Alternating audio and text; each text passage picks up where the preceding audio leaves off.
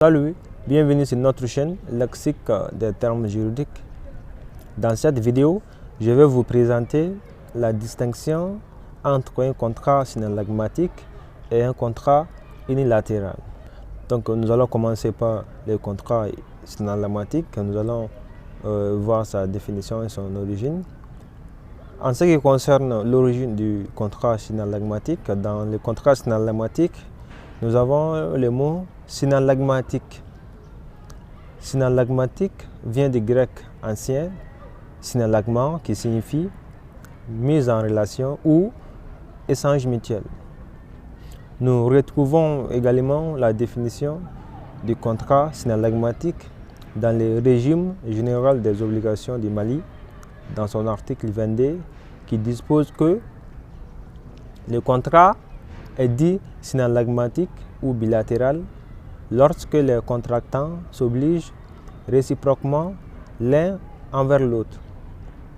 Déjà, on sait qu'un contrat synallagmatique est aussi appelé un contrat bilatéral ou même un contrat multilatéral. Dans cette définition de l'article 22 du régime général des obligations du Mali, nous pouvons ressortir trois éléments. Nous avons contractant au pluriel, obligation et on a réciprocité. Donc, pour qu'un contrat soit synallagmatique, il faut qu'il génère des obligations réciproques et interdépendantes. Ainsi, les deux parties à ce contrat auront des obligations l'une envers l'autre. Nous avons plusieurs exemples de contrats synallagmatiques, au nombre desquels nous avons le contrat de vente, le contrat de location et même le contrat de travail. Dans un contrat de vente, le vendeur s'engage à vendre un bien à une personne appelée l'acheteur, qui s'engage à lui donner une somme en retour. Dans ce contrat de vente, nous avons deux parties. Nous avons deux contractants. Le premier contractant, appelé le vendeur, s'engage à transférer la propriété d'une chose et l'acheteur, qui est le deuxième contractant, s'engage en retour à donner une somme d'argent. Donc dans ce contrat, comme vous pouvez le voir, on a deux parties. Chaque partie a une obligation. Le vendeur a une obligation qui consiste à transférer la propriété d'une chose, du bien. C'est pourquoi on dit que ce contrat de vente est un contrat unilatéral, parce que chaque partie a une obligation.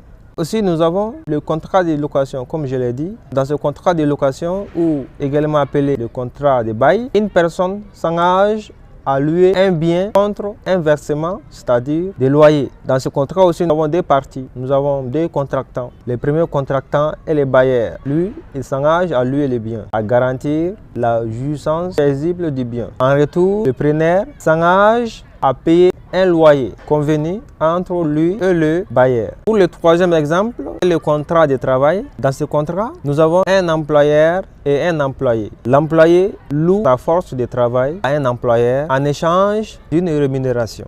Donc dans ce contrat, comme vous pouvez le voir également, nous avons deux parties. Donc chaque partie a une obligation. L'employeur a l'obligation de payer, de donner un salaire, c'est-à-dire une rémunération à l'employé qui s'engage à travailler pour l'employeur. Après avoir défini le contrat synallagmatique et en donné quelques exemples, maintenant nous allons parler du contrat unilatéral. La définition du contrat unilatéral se trouve dans le même article 22 du régime général des obligations, dans l'alinéa premier, qui dispose que le contrat est unilatéral lorsqu'il engendre des obligations à la charge d'une seule des parties. Comme vous-même vous pouvez le voir, dans le contrat unilatéral, nous avons le mot unilatéral. Uni signifie un, latéral, quant à lui, signifie côté. Donc, on comprend facilement que le contrat unilatéral, c'est seulement d'un seul côté. L'obligation est seulement d'un seul côté.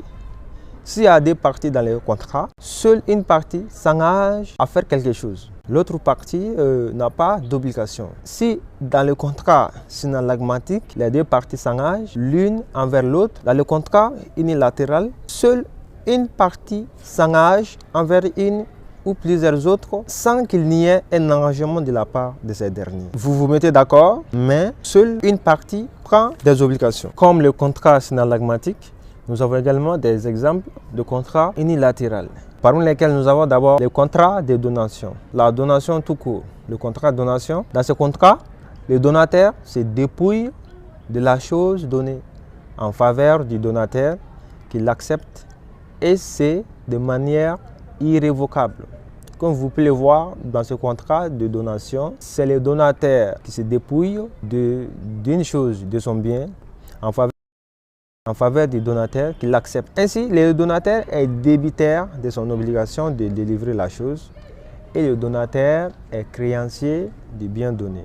À côté du contrat de donation, nous avons également le contrat de prêt à titre gratuit, qui est également un contrat unilatéral. Dans ce contrat de prêt à titre gratuit, l'emprunteur est débitaire d'une obligation de restituer la chose ou les fonds prêtés. Le prêteur n'a aucune obligation. Nous avons également, comme exemple de contrat unilatéral, nous avons le contrat de cautionnement. Dans ce contrat, l'obligation principale consiste pour la caution à garantir la dette du débiteur principal. Donc, comme vous pouvez le voir, seule la caution s'engage à garantir la dette du débiteur principal. Le débiteur, lui, n'a pas d'obligation. Nous avons beaucoup d'autres contrats unilatéraux, comme également le contrat de dépôt. Nous avons également la promesse unilatérale de vente. Donc, tous ces contrats sont des contrats unilatéraux. Donc, c'est déjà fini pour cette vidéo. Si vous avez aimé, n'oubliez pas de vous abonner et de partager et d'activer la cloche de notification pour nos prochaines vidéos. Salut!